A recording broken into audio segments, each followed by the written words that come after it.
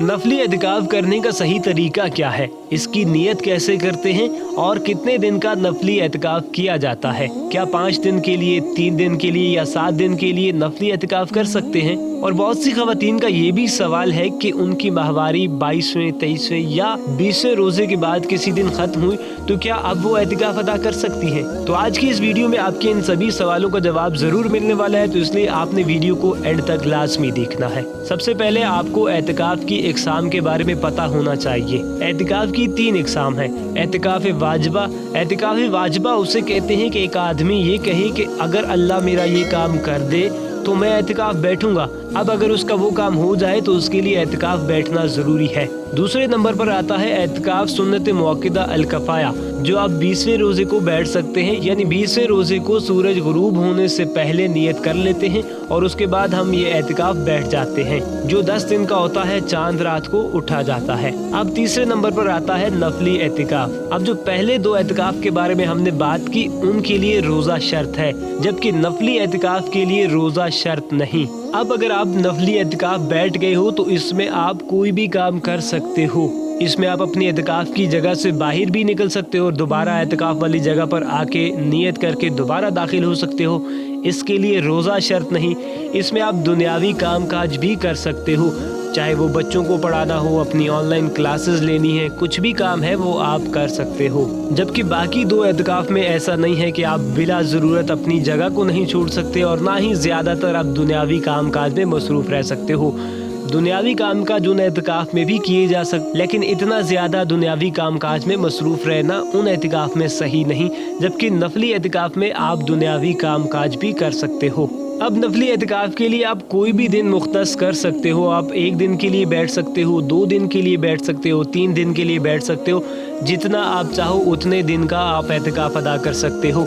और दिन के अलावा आप घंटों के लिए भी बैठ सकते हो। आप चाहो तो 1 घंटा के लिए भी एतिकाफ अदा कर सकते हो, 2 घंटे के लिए, जितना मर्जी आप चाहो उतने वक्त के लिए आप नफली एतिकाफ अदा कर सकते हो। इसमें वक्त की कोई कैद नहीं। खास तौर पर यह भी कहा जाता है कि मर्द हज़रात जब भी मस्जिद में दाखिल हों तो वो एतिकाफ की नियत कर लिया करें, क्योंकि जितनी देर वो मस्जिद में रहेंगे तो उतनी देर उनको एतिकाफ का सवाब मिलता रहेगा, और जब वो नमाज पढ़ के वापस आ जाएं तो उनका एतिकाफ ख़त्म हो जाएगा। तो इस तरह उनको नफली एतिकाफ का सवाब मिलता रहेगा।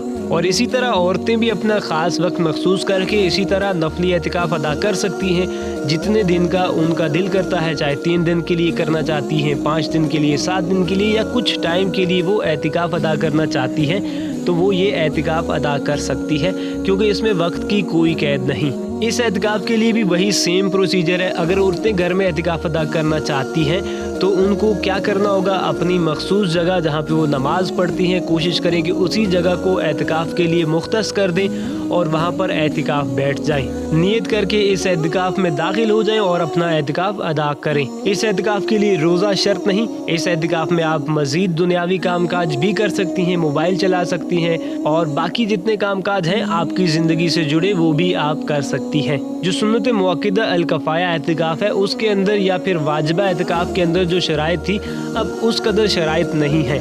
आप जब अपनी एतिकाफ की जगह पर जाएं तो नियत कर लें, जब बाहर आए तो एतिकाफ से बाहर आ जाएं। अब इसके लिए आप 3 दिन की नियत भी कर सकती हैं, 5 दिन की नियत भी कर सकती हैं, 7 दिन की नियत भी कर सकती हैं और कुछ घंटों की नियत भी कर सकती हैं। अब एक और बहुत अहम सवाल कि बहुत से लोग आखिरी 3 दिनों का एतिकाफ अदा करना चाहते हैं और वो चाहते हैं कि वो कौन से दिन से अपने इस 3 दिन के एतिकाफ का आगाज़ करें। बहुत से लोगों का सवाल होता है, वो चाहते हैं कि क्या वो 27वें रोज़े से इस एतिकाफ का आगाज़ करें या 26वें रोज़े से इस एतिकाफ का आगाज़ करें। और उनका इरादा ये भी होता है कि वो भी बाकी लोगों के साथ एतिकाफ से उठे, यानी कि चांद रात को ही वो चाहते हैं कि उनके एतिकाफ का भी इख्तिताम हो। तो इसमें एक मसला छोटा सा ये आ रहा होता है कि अगर 29 रोज़े हुए तो फिर उनको 26 की शाम को बैठना पड़ेगा, और अगर 30 रोज़े हुए तो उनको 27 की शाम को बैठना पड़ेगा, क्योंकि रोज़ों का इन्हिसार चांद देखने पर होता है और वो वक्त से पहले हमें मालूम नहीं होता कि इस बार 30 रोज़े होने वाले हैं या 29। तो बेहतर यही है कि आप 26 की शाम को बैठ जाएं,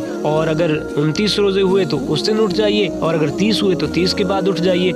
सबसे बेहतर ये होगा कि इसमें आपको 27वीं की जो शब है वो मिल जाएगी। अगर आप 26 की शाम को बैठोगे تو وہ 27ویں رات کہلاتی ہے اور اس کا بہت زیادہ اجر و ثواب بھی ہوتا ہے۔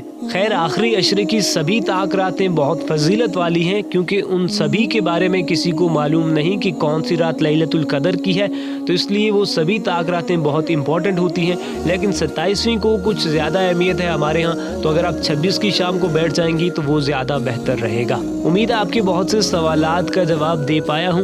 پھر بھی اگر آپ کے ذہن میں کوئی سوال ہو تو کامنٹ سیکشن میں ضرور کریں، ہم کوشش کریں گے کہ آپ کے ہر سوال کا جواب دیا جائے۔ بہت بہت شکریہ۔